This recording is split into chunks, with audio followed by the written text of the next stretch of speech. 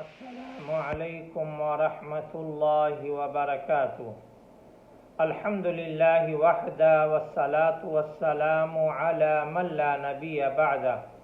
اعوذ باللہ من الشیطان الرجیم۔ یرید اللہ بکم اليسر ولا یرید بکم العسر۔ معزز سامعین اور مشاہدین کرام، گزشتہ مجلس میں نماز کے دوران دی گئی رخصتوں کی پہلی قسط بیان کی گئی تھی۔ آج دوسری قسط بیان کی جا رہی ہے۔ نماز کے دوران دی گئی رخصتوں میں سے آسانیوں میں سے یہ بھی ہے کہ سامنے گزرنے والے کو روکنا۔ حضرت ابو سعید خدری رضی اللہ تعالی عنہ سے روایت ہے کہ رسول اللہ صلی اللہ علیہ وسلم نے فرمایا، جب کوئی نماز پڑھ رہا ہو اور تو وہ کسی کو اپنے سامنے سے نہ گزرنے دے اور حسب استطاعت اسے روکے، اگر نہ مانے تو اس سے قتال کرے کیونکہ وہ شیطان ہے۔ یہ بخاری اور مسلم کی روایت ہے۔ اسی طرح نماز کے دوران دی گئی آسانیوں میں سے یہ بھی ہے کہ امام کو لقمہ دیں۔ اگر امام پر کوئی چیز دشوار ہو رہی، قرأت دشوار ہو رہی ہے تو آپ لقمہ دے سکتے ہیں۔ حضرت عبداللہ ابن عمر رضی اللہ تعالی عنہ کا بیان ہے کہ نبی کریم صلی اللہ علیہ وسلم نماز پڑھا رہے تھے۔ آپ صلی اللہ علیہ وسلم پر قرأت مشتبہ ہو گئی، یعنی آپ بھول گئے، یعنی آگے اور پیچھے ہو گئے۔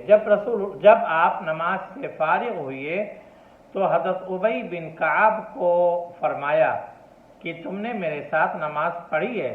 جواب دیا ہاں۔ آپ صلی اللہ علیہ وسلم نے فرمایا، تم نے مجھ کو لقمہ کیوں نہیں دیا؟ کس چیز نے تجھے منع کیا؟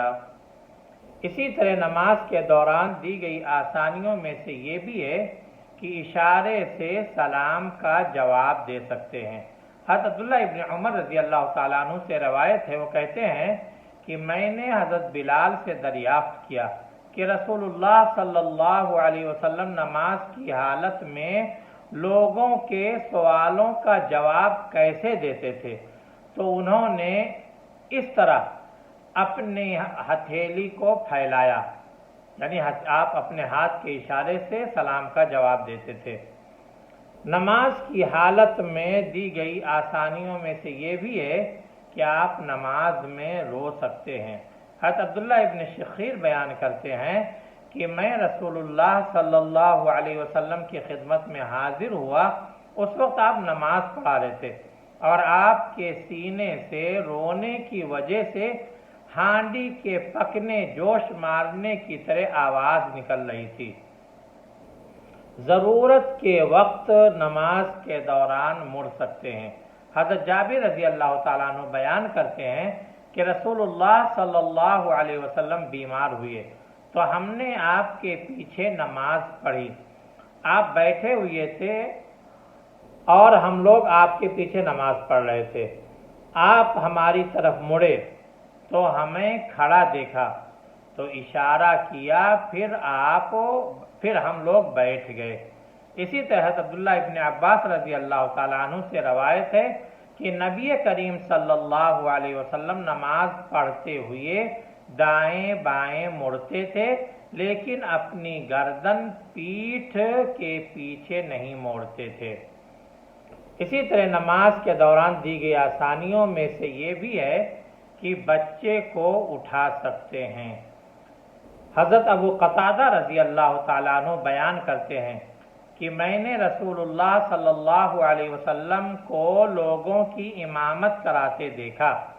آپ کے کندھے پر امامہ بنت زینب تھی، جب رکوع کرتے تو انہیں اتار دیتے اور جب سجدے سے اٹھتے تو دوبارہ سوار کر لیتے۔ ضرورت کے وقت سمجھانے والا اشارہ بھی آپ کر سکتے ہیں۔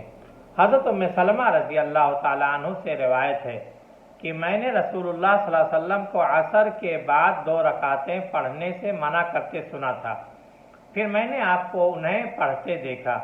آپ میرے پاس تشریف لائے، اس وقت میرے پاس انصار کے بنی حرام کی کچھ عورتیں تھیں، پھر آپ نے انہیں پڑھی، تو میں نے ایک لڑکی کو آپ کے پاس یہ کہہ کر بھیجا کہ وہ آپ کے بغل میں کھڑی ہو کر کہے کہ ام سلمہ دریافت کر رہی ہیں کہ اے اللہ کے رسول، میں نے آپ کو تو ان سے منع کرتے سنا ہے اور پھر میں آپ کو انہیں پڑھتے دیکھ رہی ہوں، اگر آپ ہاتھ سے اشارہ کریں تو ہٹ جانا۔ لڑکی نے ایسے ہی کیا تو آپ نے اشارہ کیا اور وہ ہٹ گئی۔ جب آپ نماز سے فارغ ہوئے تو کہا، اے بنو امیہ کی بیٹی، تم نے عصر کی 2 رکعتوں کے بارے میں سوال کیا ہے تو میرے پاس بنو عبد قیس آ گئے تھے تو انہوں نے ظہر کے بعد کی 2 رکعتوں سے مشغول کر دیا، یعنی میں مشغول نہیں پڑھ سکا، تو یہ وہی 2 رکعتیں ہیں۔ اسی طرح نماز میں دی گئی رخصتوں میں سے، آسانیوں میں سے یہ بھی ہے کہ کوئی قابل تعریف چیز دیکھ کر یا سن کر الحمدللہ کہہ سکتے ہیں۔ حضرت سہل بن سعد رضی اللہ تعالیٰ عنہ بیان کرتے ہیں کہ بنو عمر بن عوف کے درمیان لڑائی ہو گئی، یہ لوگ قبا کے باشندے تھے۔ رسول اللہ صلی اللہ علیہ وسلم کو خبر ہوئی تو ظہر کی نماز پڑھ کر آپ ان کے درمیان صلح کرانے کے لیے تشریف لے گئے اور بلال سے کہا، جب عصر کا وقت ہو جائے اور میں نہ آؤں تو اذان دینا اور ابو بکر کو نماز پڑھانے کے لیے کہنا۔ جب عصر کا وقت ہوا تو بلال نے اذان دی اور اقامت کہی، پھر ابو بکر سے آگے بڑھنے کے لیے کہا، ابو بکر آگے بڑھ کر نماز پڑھانے لگے۔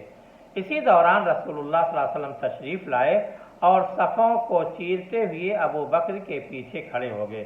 لوگوں نے تالیاں بجانا شروع کر دیں، لیکن ابو بکر جب نماز میں داخل ہو جاتے تو کسی طرف متوجہ نہیں ہوتے، لیکن جب دیکھا کہ تالیاں رک نہیں رہیں تو مڑے تو رسول اللہ صلی اللہ علیہ وسلم نے ہاتھ سے اشارہ کیا کہ نماز جاری رکھو، تو انہوں نے اس پر الحمدللہ کہا۔